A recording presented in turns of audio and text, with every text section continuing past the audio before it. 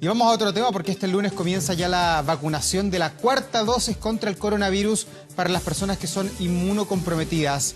En tanto, el 7 de febrero va a comenzar el proceso general más amplio a partir de los 55 años.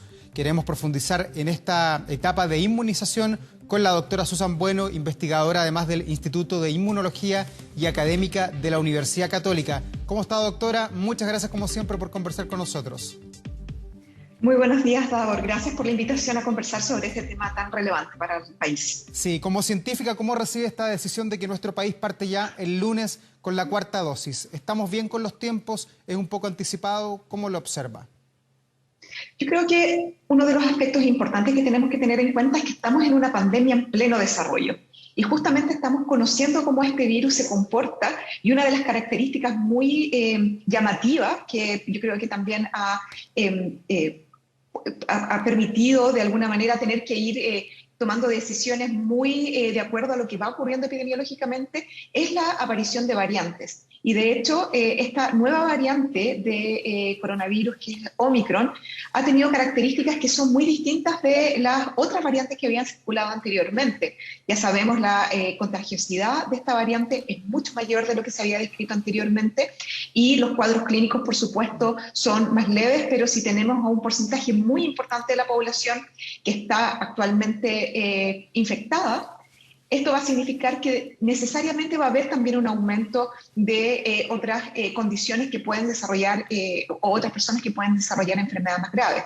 Y por otra parte también ya hemos tenido 2 años del desarrollo de esta pandemia y ya hemos ido conociendo cómo a nivel poblacional nos vamos comportando cuando aparece una nueva variante. Cuando apareció, por ejemplo, variante Gamma y variante Delta, que son las que a nuestro país más nos ha afectado, sobre todo en el año pasado, se vio efectivamente que se producía una reducción de algunos componentes que las vacunas inducen frente a estas nuevas variantes. Y esperamos que sea algo equivalente, sobre todo en una rama particular de la respuesta inmune, que es los anticuerpos neutralizantes, que puedan hacer a las personas más susceptibles a la infección, no así a la enfermedad severa o grave. Pero las dosis de refuerzo claramente incrementan significativamente estos elementos de la respuesta inmune que nos permiten estar más protegidos. Entonces, considerando la circulación de una nueva variante, el aumento importante del número de casos que vemos, por ejemplo, en el hemisferio norte, y conociendo cómo es el comportamiento de la respuesta inmune frente a vacunas y frente a estas variantes, yo creo que es muy importante considerar la cuarta dosis o la segunda dosis de refuerzo en un momento en donde están empezando a producirse los incrementos de casos, sobre todo a nivel mundial, por supuesto, y iniciándose también en nuestro país. Susan, y para esta cuarta dosis que comienza a aplicarse a contar del día lunes, ¿cuál es la vacuna correcta? Ayer el ministro hablaba de vacunas heterólogas y se iban a privilegiar en Chile AstraZeneca, Sinovac y Pfizer para esta llamada cuarta dosis. Desde su punto de vista, desde la ciencia, usted que además hemos hablado muchas veces de la vacuna Sinovac, ¿cuál es la correcta para la cuarta dosis?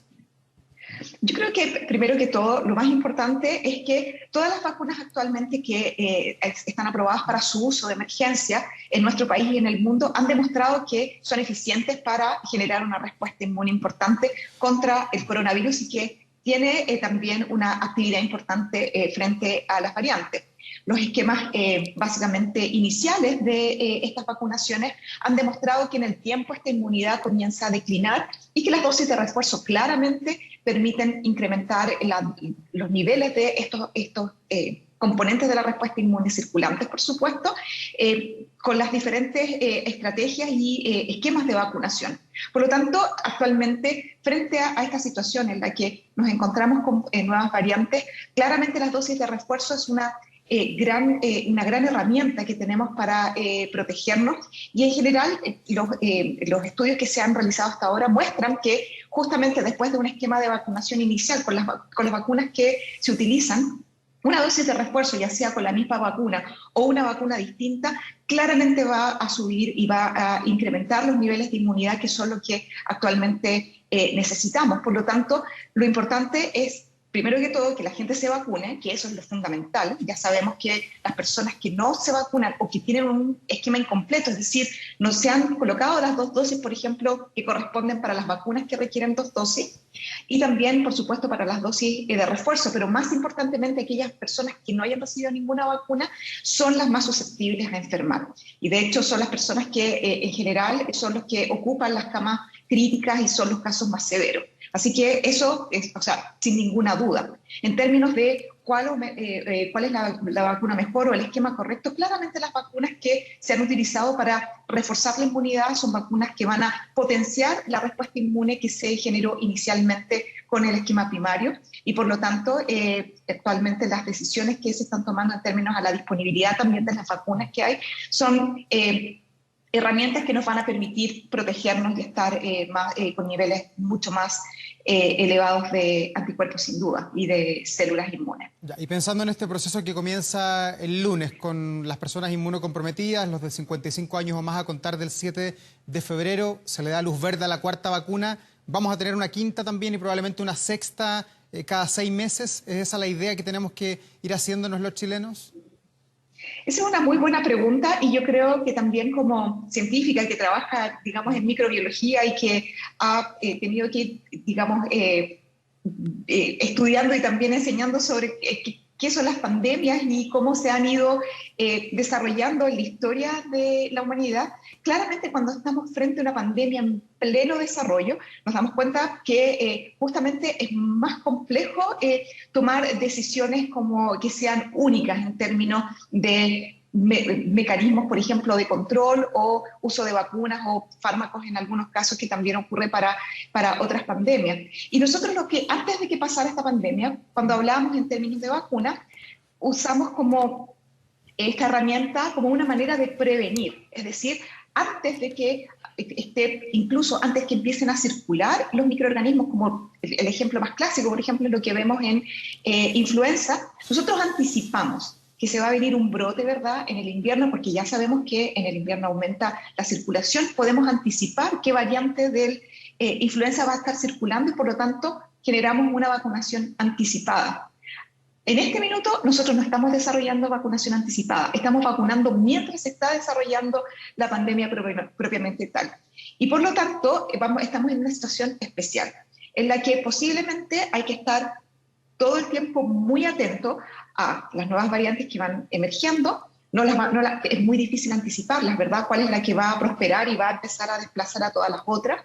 ¿Cómo va comportándose la población en términos de la efectividad de las vacunas? Si la población vacunada, por ejemplo, sigue en un nivel de protección alto, llega en algún minuto y empieza a bajar esta protección.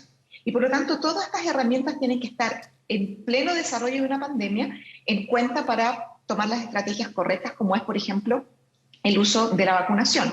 Claramente, cuando ya esta pandemia empiece a reducirse y se convierta en una endemia, por ejemplo, y ya tengamos casos que sean brotes bien desde el punto de vista anticipables, ahí posiblemente vamos a tomar la decisión correcta de que una vez al año o cada cierto tiempo hay que colocar la vacuna, pero actualmente las dosis de vacuna se tienen que ir aplicando de acuerdo o en respuesta a cómo se va comportando la epidemiología.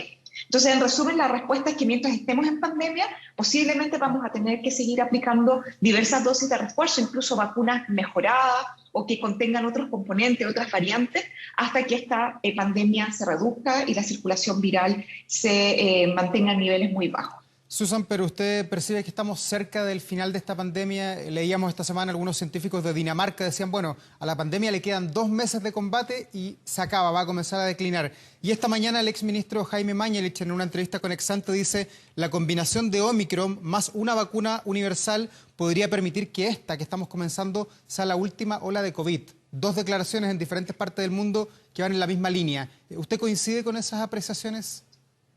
Personalmente a mí me gusta ser un poco más cauta en ese sentido porque, como les comentaba al principio, este virus nos ha dado muchas sorpresas. Entonces, por ejemplo, claramente todos teníamos una gran esperanza de que cuando aparecieran las vacunas, y de hecho tenemos la aparición no solamente una, sino múltiples vacunas, esto iba a producir una restricción de esta pandemia muy fuerte. Pero inmediatamente salió una nueva variante, o varias variantes, que hicieron cambiar esa percepción, ¿verdad? Y actualmente con variante Omicron, que se ha indicado que posiblemente porque esta variante es mucho más contagiosa, va a generar una, digamos, una infección mucho más masiva de toda la población y genera una enfermedad menos severa, uno esperaría que posiblemente podría ser una herramienta que nos ayudaría a combatir o a terminar la pandemia. Pero pasan dos cosas. No sabemos cuánto va a durar la inmunidad que induce la infección natural por la variante Omicron. Hemos visto que para las otras variantes, y este coronavirus en particular, la respuesta inmune tiene una duración que empieza a reducirse cerca aproximadamente de los 6 meses. Y por otra parte, no sabemos si la inmunidad que puede inducir la infección causada por esta variante va a ser efectiva para nuevas variantes que van a ocurrir en el futuro. Entonces, es difícil anticiparlo. Obviamente, en términos teóricos, uno podría decir que justamente si una variante menos contagiosa desplaza a las que son más contagiosas, perdón, desplaza a aquellas que son menos contagiosas pero generan enfermedad más grave, hay una buena esperanza. Pero yo sería cauta en esperar los datos y ver cómo va evolucionando la pandemia en el futuro. Mientras tanto, es importante seguir cuidándose, vacunarse y tomar todas las recomendaciones de la autoridad sanitaria. Claro, esta semana la OMS volvió a hablar nuevamente de un tsunami de casos, no solamente en Chile, sino que a nivel mundial por la variante Omicron, y nuevamente ha reflotado el tema en el ambiente, en el mundo de los académicos, de que una de las soluciones, o el camino quizás de la solución, sería que los laboratorios liberen las patentes de las vacunas. ¿Usted coincide con esa mirada de que si se liberan las patentes podríamos tener un mayor control a nivel mundial, pensando en la desigualdad que ha mostrado también la vacunación en el mundo? Yo quizás tengo una opinión un poquito distinta del punto de vista de que no solamente es el hecho de que se puedan liberar patentes, sino que cuál es la capacidad que existe a nivel mundial para tener, para generar esa producción de vacunas de manera masiva. Es un punto súper fundamental porque pueden estar todas las patentes liberadas, pero si no hay capacidad a nivel mundial para producir y reproducir esas tecnologías con la, digamos, calidad que se necesita para que sean productos seguros para uso en humano, no sirve de mucho, ¿verdad? Y podemos tener y trabajar e invertir en generar múltiples plantas de producción de vacunas con todas las tecnologías que se han desarrollado actualmente, pero estas vacunas tienen que tener la capacidad de ser distribuidas y almacenadas correctamente en los lugares en donde se necesitan. Y eso yo creo que también es una gran problemática que existe actualmente, que países que tienen menos cobertura de vacunación, aparte de la disponibilidad de la vacuna, está la logística que existe en cada uno de estos países para poder recibir estas vacunas y que puedan llegar efectivamente al brazo de las personas.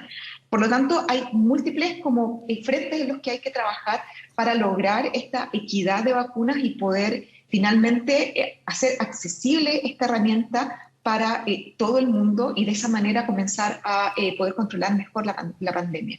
Mientras eso no ocurra, siempre va a existir la posibilidad de que se vayan generando variantes que pueden ser mucho más o contagiosas o que generan enfermedad más severa, porque justamente los virus de este tipo se desarrollan y generan estas nuevas versiones en personas que no cuentan con inmunidad.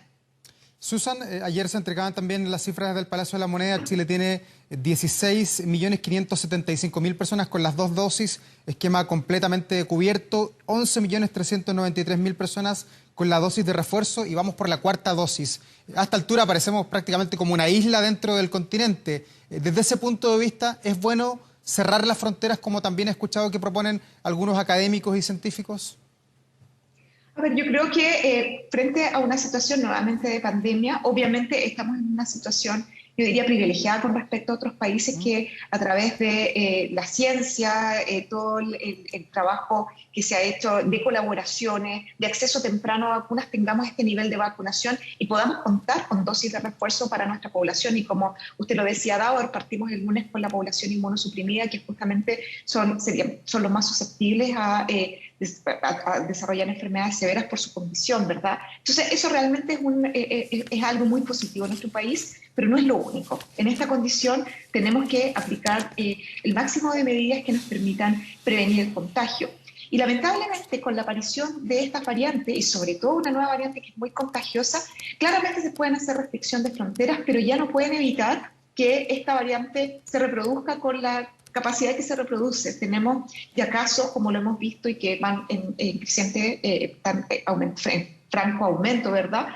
Y por lo tanto, obviamente yo creo que es muy importante tener una restricción importante a nivel de la gente que ingresa a nuestro país para asegurar de que son personas que son negativas para el virus, primero que todo, y segundo, una vez que se ingresa, generar un control bien estricto para poder controlar y identificar a aquellos que pudiesen estar infectados y por lo tanto tener un grado de control sobre la velocidad o la cantidad de personas que pueden estar afectadas con esta nueva variante. Cierre total de fronteras, la verdad es que actualmente estamos en una situación de que ya tenemos circulación comunitaria de esta nueva variante, por lo que básicamente no tendría un efecto de retrasar la llegada de esta variante, que es lo que lograría un cierre total de frontera. Lo que sí es importante, seguir manteniendo los controles en cada una de las fronteras, exigir la prueba de PCR, el aislamiento en aquellos que no tengan esquemas completos de vacunación o que